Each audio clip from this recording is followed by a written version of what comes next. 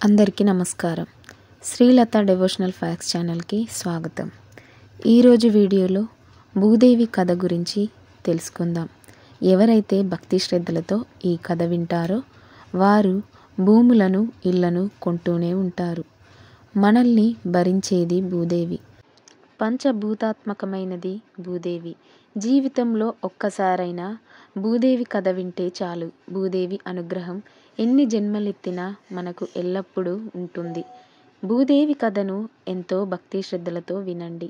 భూదేవి కథను వినకపోతే మీరు మరణించిన తరువాత స్వర్గానికి వెళ్ళినా నరకానికి వెళ్ళినా అక్కడ నిలబడటానికి చోటు కూడా ఉండదు. అందుకే భూదేవి కథను జీవితంలో ఒక్కసారైనా వినాలని పండితులు చెబుతున్నారు. పూర్వం వేలుడి రాజ్యపాలన భయంభారంగా ఉండేది. వేలుడు దుష్టుడిగా పేరుగాంచాడు.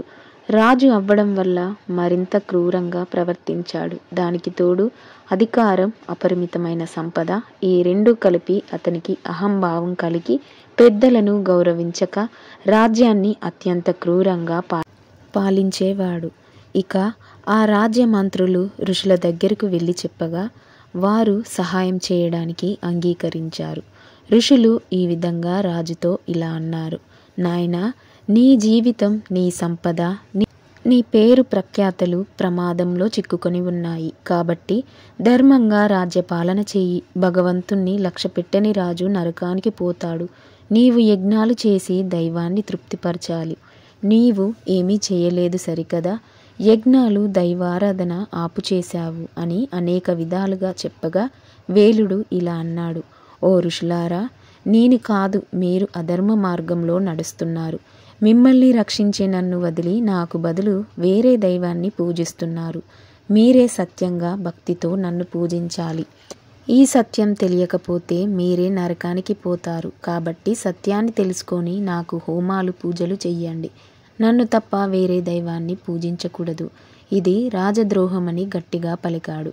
వేలుడి మాటలు విని ఋషులు దిగ్భ్రాంతికి చెందారు. కొంతసేపు అతని వైపు చూసి, ఈ దుర్మార్గుడు రాజుగా ఉన్నంతసేపు దేశ భవిష్యత్తు బాగుండదు అని ఋషులు తమలో తాము చర్చించుకొని వేలుడు మరణించక తప్పదు. సాక్షాత్తు యజ్ఞ ఈశ్వరుడైన నారాయణుడితో సమానంగా భావిస్తున్నాడు.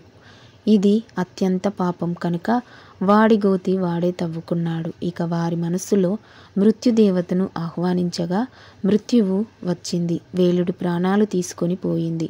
ఋషులు వారి ఆశ్రమానికి వారు వెళ్ళారు. ఇలా కొంతకాలం గడిచింది.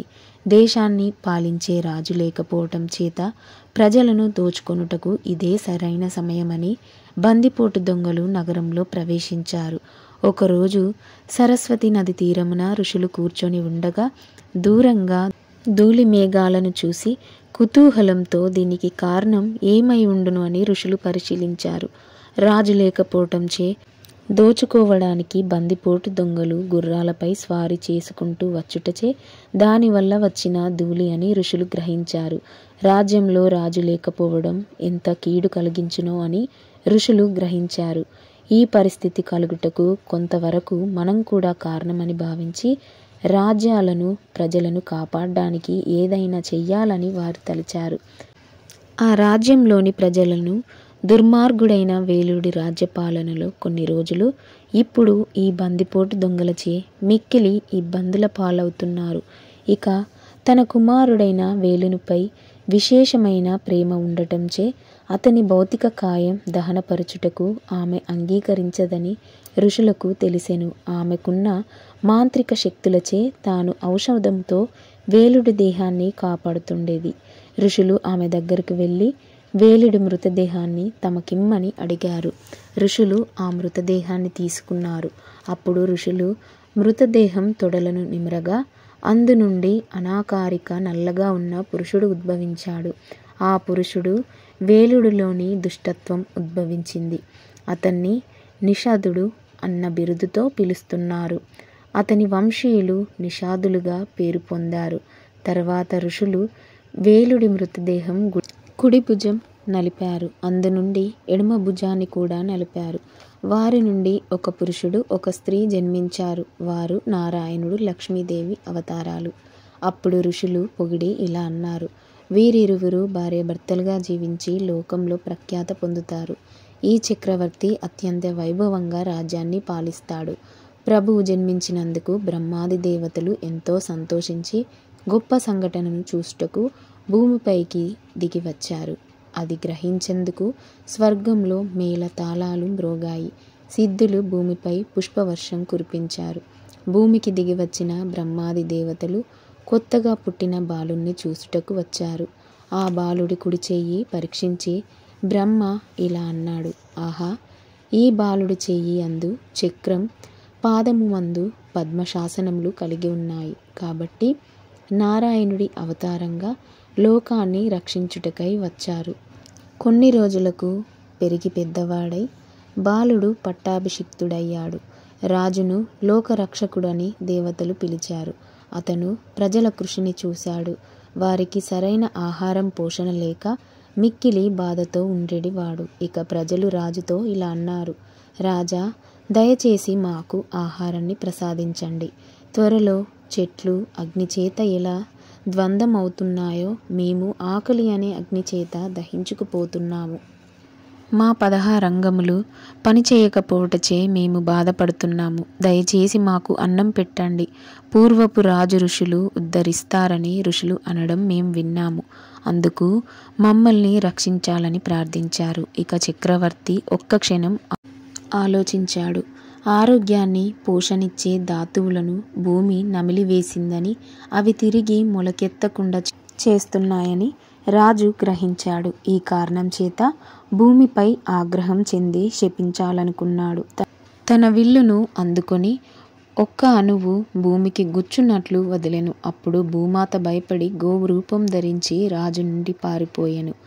తోకను పైకెత్తి వణుకుతున్న కాళ్లతో ఆ గోవు భూమి అంతటా పరిగెత్తింది. రాజు కోపంతో కన్నులు ఎర్రబడగా రాజు గోవును వెంబడించెను. ఇక గోవు పర్వత సానువుల కిందకు వెళ్ళి లోయలో ప్రవేశించి అక్కడి నుండి దట్టమైన అడవుల్లో చొరబడి అక్కడి నుంచి రాజు నుండి తప్పించుకొనుటకు ప్రయత్నించెను. కానీ రాజుకు అలుపు రాక గోవును వెంబడిస్తూనే ఉన్నాడు.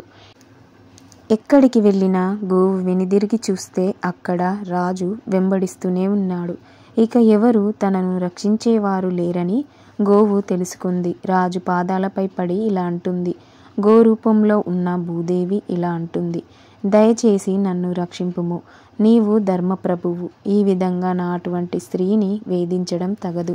స్త్రీ హత్య మహాపాపం అని నీకు తెలియదా? ఆమెలో దోషం ఉన్నప్పటికీ మీరు చంపరాదు. నీకు నేను ఎలాంటి హాని చేయకపోయినప్పటికీ కూడా నన్ను ఎందుకు చంపాలనుకుంటున్నారు?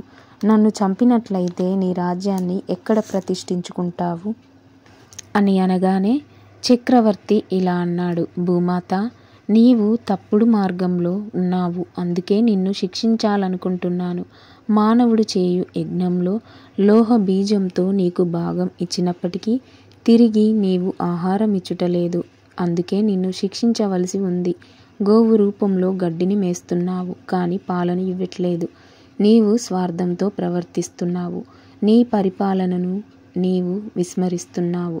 చాలా కాలం కిందట బ్రహ్మ నీకిచ్చిన ఆరోగ్యదాయకమైన మూలికలను నీలో ఇముడ్చుకున్నావు. అవునా?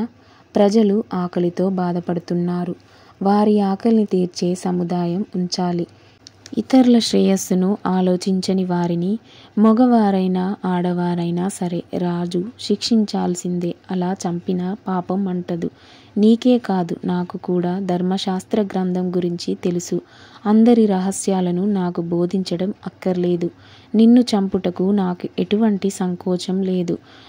నిన్ను చంపి నీ మాంసాన్ని ప్రజలకు ఆహారంగా ఇచ్చి నా యోగ్యత చేత తిరిగి రాజ్యాన్ని ప్రతిష్ఠించగలను. క్రోధంతో నిండిన కనుబొమ్మలు, పిడుగు వంటి స్వరంతో ఎత్తిన బాణంతో ఉండటం వల్ల భూమాత వణుకుతూ ఇలా అంటుంది, నీవు జీవులకు జలములకు నీవే నన్ను సృష్టించావు. నీవే వీటన్నింటికి తల్లిని చేశావు. నీవే నాపై ఆయుధాలను ప్రయోగిస్తే నన్ను రక్షించే వారెవరు? సముద్రంలో అట్టడుగున మునిగి ఉన్నప్పుడు నీవు వచ్చి నన్ను లేవనెత్తి సముద్రంపై ప్రతిష్ఠించినావు. ఆనాటి నుండి ఆది వరాహమై ఇప్పుడు మానవ రూపంలో నా పిల్లల్ని రక్షించడానికి వచ్చావు. అలాంటిది నీవు చంపుట భవ్యం కాదు. నాపై కరుణ చూపుము, నా మొరను జాగ్రత్తగా వినుము. తేనెటీగ అనేక పుష్పముల నుంచి ఒక్క బిందువుని తెచ్చి తేనె తయారు చేస్తున్నట్లు అలా చేయడానికి ఆ తేనెటీగ ఎంతో శ్రమపడింది. నేను అంతే. ఈ లోకం నుండి మంచిని పొందుటకు మానవులకు, ఋషులకు అనేక విధులను, యాగములను విధించిరి. కర్మలను పరలోక ప్రాప్తికై ఏర్పరిచిరి. సరైన మార్గంలో నడిచి విధులను శ్రద్ధతో నిర్వహిస్తే తప్పక లాభాన్ని పొందగలరు. ప్రజలందరూ ధర్మపరులైనప్పటికీ ఋషులు నిర్దేశించిన వారి పనులు వారు చేస్తారు. కానీ కాలక్రమం వేలుడు వంటి పాపాత్ముడు పాలించాడు. అందువల్ల ఈ భూమిపై పాపం పెరిగిపోయింది. దొంగలు, దుర్మార్గుడైన రాజు నన్ను వేధింపగా నన్ను రక్షించేవారు లేకపోయారు. ఆ విధంగా ప్రతి ఒక్కరూ నన్ను విస్మరించుటచే బ్రహ్మదేవుడు ఇచ్చిన విలువైన మూలికలు, పోషక పదార్థాలు అనర్హుల చేతిలో దుర్వినియోగం చెందుతాయని గ్రహించాను. అందుకే ప్రజలు ఈ ధాతువులను, మూలికలను, ఇతర పదార్థాలను దిగమింగి నేను వాటిని దాచాను. నీవు అన్నమాట సమంజసంగానే ఉంది. భూస్థలంపై అవివేకం మొలకెత్తలేదు. ఇక నుండి ఉత్తమమైనది మీదికి తెచ్చుటకు మీ చేతుల్లోనే ఉంది. నీవు సరైన ప్రయత్నం చేస్తే అన్నింటినీ బయటకు తేగలవు. నేను నిన్ను బాధ పెట్టను. నాకు ఒక ద్వారాన్ని ఇవ్వుము. నీవు సరైన పాత్రను ఒకటి తెచ్చినచో అందులో పాలును పొందవచ్చు. పాలను పొట్టకు తగిన వ్యక్తిని చూడుము అని భూమాత అంటుండగా మహారాజు వింటున్నాడు. అప్పుడు భుజం నుండి విల్లు కింద పడినను అతని నేత్రములు ఆలోచన పూరితుడయ్యెను. ఇక ఏకపృథ్వి చక్రవర్తి భూమాతతో ఇలా అన్నాడు. భూదేవి, నీవు చెప్పింది సమంజసంగానే ఉన్నది. నేటి నుండి ఎక్కువ లాభాన్ని పొందుతావు. నీ కర్తవ్యమై ఉన్నది. మానవుడు కృషి చేయవలెను. నేడు విత్తనాలు నాటి మొక్క అయిన తర్వాతనే పోషించవలసి ఉన్నది. స్వర్గవాసులు ఆయా ఋతువులలో వర్షాలు కురిపించగా మానవుల కృషికి నీవు తగిన ఫలితాన్ని ఇస్తావు. నీ విలువను మానవులు విస్మరించిరి. భూదేవి, ఓర్పు అనే నానుడి చిరకాలం వాడుకలో ఉన్నది. అలాంటి నీకే ఓర్పు నశించిపోయింది అంటే ఈ లోకంలో ఎంత పాపం పెరిగిపోయిందో అర్థమవుతుంది. విచారించవద్దు, నేను అంతా సరిచేస్తాను. ఇక చాలాసేపు తనలో తాను ఆలోచించి మనసును దూడగా చేసి తాను స్వయంగా పాలు పితుకుటకు నిర్ణయించుకున్నాడు. భూమాత నుండి తనలో దాగి ఉన్న ధాతువులను, విలువైన మూలికలను తన ప్రజల ఉపయోగార్థం పెట్టసాగాడు. ప్రతి ఒక్కరితో సరైన దూడను పితుకువాడు ఉన్నచో ఆమె నుండి తాము కోరింది పొందవచ్చు అని చెప్పెను. జ్ఞానులు ఆమె నుండి జ్ఞానాన్ని, బృహస్పతిని దూడగా చేసి ఋషులు వేదములు క్షీరాన్ని పెట్టసాగారు. ఈ క్షీరం మించుటకు వాక్కు, శ్రవణం, మనసుతో చేసిన పాత్రను వినియోగించిరి. ఇక దేవతలు ఇంద్రుణ్ణి దూడగా చేసి ఒక బంగారు పాత్రలో ఆమె నుండి అమృతాన్ని, ఓజస్సు, ఫలం పిండిరి. ఇక దైత్యులు, దానవులు ప్రహ్లాదుని దూడగా చేసి ఒక ఇనుప పాత్రలో సూర్య అశ్వములను నింపిరి. ఇక గాంధర్వులు అప్సరసలతో కలిసి విశ్వవత్సుని దూడగా చేసి పద్మములతో చేసిన పాత్రను ఉంచిరి. సంగీతం అనే అక్షరం లభించింది. ఆ సంగీతము ఒక మధురమైన స్వరాలతో కూడి వినడానికి ఎంతో రమ్యంగా ఉంది. ఇక పితృదేవతలు హర్యమనుణ్ణి దూడగా చేసి కాల్చిన మట్టి పాత్రలో గుర్రముకు ఆహారమైన గౌరమును లభించెను. కపురాన్ని దూడగా చేసి సిద్ధుడు భూమి నుండి అన్ని మార్లు సిద్ధులకు గ్రహించిరి. విద్యాధరులు ఆకాశంలో విహరించి శక్తిని సంపాదించిరి. కింపురుషులు మాల్యని దూడగా చేసి మాయా అనే అక్షరమును, రాక్షస భూత పిశాచాలను పుర్రెను పాత్రగా చేసి ద్రాక్షరసం, రక్తం కలిపిన ద్రవమును, గిరిసర్పాలు తక్షకుణ్ణి దూడగా చేసి భూమి నుండి విష్యు అనుగ్రహించిరి. అదేవిధంగా పొట్టను పాత్రగా చేశారు. గోవులు, ఎద్దులు దూడగా చేసి కావాల్సినంత పసిగడ్డిని రాబట్టిరి. వృక్షములను, రావి చెట్టును దూడగా చేసి ప్రాణగణమైన రసమును భూమి నుండి గ్రహించిరి. హిమవంతుణ్ణి దూడగా చేసి పర్వతములు, శంకులు, ఇతర విలువైన వస్తువులు లభించెను. నేడు భూమాత నుండి ప్రతి ఒక్కరూ వారికి కావాల్సిన వాటిని పొందినారు. వారితో మొత్తం అన్ని దూడగా వినియోగించెను. ఇక భూమాత సమృద్ధిగా అందరికీ ఇచ్చిన కానుకలకు ప్రతిఫలంగా చక్రవర్తి సంతోషించి ఆమెను తన ప్రియ పుత్రికగా స్వీకరించాడు. అప్పటి నుండి భూమాత పృథ్వీ అనే పేరు పొందెను. తన వింటి కొప్పుతో పర్వత శిఖరాగ్ర భాగములను పగలగొట్టి ఆ మట్టితో భూమిలోని గోర్లను పోడ్చి సమతుల్యంగా ఉన్నట్లు చేసెను. ఇలా ప్రజల హృదయాలను తెలుసుకున్న మొట్టమొదటి చక్రవర్తి ఎంతో పేరు ప్రఖ్యాతలు పొందాడు. జీవితంలో ఒక్కసారైనా భూదేవి కథ వింటే చాలు, భూములు కొంటూనే ఉంటారు. భూదేవి అనుగ్రహం ఎన్ని జన్మలెత్తినా మనకు ఎల్లప్పుడూ ఉంటుంది. భూదేవి కథను ఎంతో భక్తి శ్రద్ధలతో వినాలి. భూదేవి కథను వినకపోతే మీరు మరణించిన తర్వాత స్వర్గానికి వెళ్ళినా నరకానికి వెళ్ళినా అక్కడ నిలబడటానికి చోటు కూడా ఉండదు. అందుకే భూదేవి కథను జీవితంలో ఒక్కసారైనా వినాలి. అనంత భగవానుడు ప్రళయకాలమందు జలమున మునిగిపోయిన పృథ్వీని ఉద్ధరించుటకు వరాహ రూపం ధరించాడు. ఒకరోజు స్వయంభువ మనువు వినయముగా చేతులు జోడించి తన తండ్రి అయిన బ్రహ్మదేవునితో ఇలా అన్నాడు: తండ్రి, మీరు సమస్త జీవులకు జన్మదాతలు, జీవం నొసగువారు. మీకు నా నమస్కారములు. నేను మిమ్మల్ని ఏ విధంగా సేవింపవలనో ఆజ్ఞ ఇవ్వండి. మనువు మాటలు విన్న బ్రహ్మ, పుత్ర, నీకు శుభమగుగాక. నిన్ను చూసి నేను ప్రసన్నుడనయ్యాను. నీవు నా ఆజ్ఞను కోరావు, ఆత్మ సమర్పణం చేశావు. పుత్రులు తమ తండ్రిని ఈ విధంగానే పూజించాలి. వారు తమ తండ్రి ఆజ్ఞను ఆధారముతో పాటించాలి. నీవు ధర్మపూర్వకముగా పృథ్వీని పాలించు, యజ్ఞములతో శ్రీహరిని ఆరాధించు. ప్రజలను పాలించుటయే నన్ను సేవించినట్లు అని చెప్పగా మనువు ఇలా అన్నాడు: పూజ్యపాద, మీ ఆజ్ఞను అవశ్యం పాటిస్తాను. అయినా సర్వజీవులకు నివాస స్థానం అయిన భూమి ప్రళయ జలమందు మునిగి ఉన్నది. కావున నేనెట్లు భూమిని పాలింపగలను అని అడిగాడు. బ్రహ్మ పృథ్వీని గురించి చింతిస్తూ దానిని ఉద్ధరించుటకు ఆలోచించసాగాడు. అప్పుడు అకస్మాత్తుగా ముక్కు నుండి బొటనవేలు ఆకారమంతా ఒక వరాహ శిశువు ఉద్భవించాడు. చూస్తుండగానే అది పర్వతాకారం దాల్చి గర్జించసాగెను. బ్రహ్మదేవుడు భగవానుని గరగరలు విని వారిని స్తుతించసాగెను. బ్రహ్మ స్తుతించుచుండా వరాహ భగవానుడు ప్రసన్నుడయ్యను. వరాహ భగవానుడు జగత్ కళ్యాణం కొరకు జలమందు ప్రవేశించెను. జలమందు మునిగి ఉన్న పృథ్వీని తన కోరలపై తీసుకొని రసతలం నుండి పైకి వస్తుండగా పరాక్రమవంతుడైన హిరణ్యాక్షుడు జలమందే గదతో వరాహ భగవానుడితో తలపడెను. సింహం ఏనుగును వధించినట్లు వరాహ భగవానుడు క్రోధముతో హిరణ్యాక్షుణ్ణి వధించెను.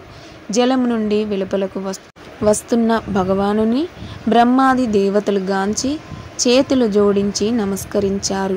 ప్రసన్నుడైన వరాహ భగవానుడు తన గిట్టలతో జలమును అడ్డగించి దానిపై పృథ్వీని స్థాపించెను. ఎవరైతే భక్తి శ్రద్ధలతో భూదేవి కథను వింటారో వారికి ఆ తల్లి అనుగ్రహం తప్పకుండా కలుగుతుంది.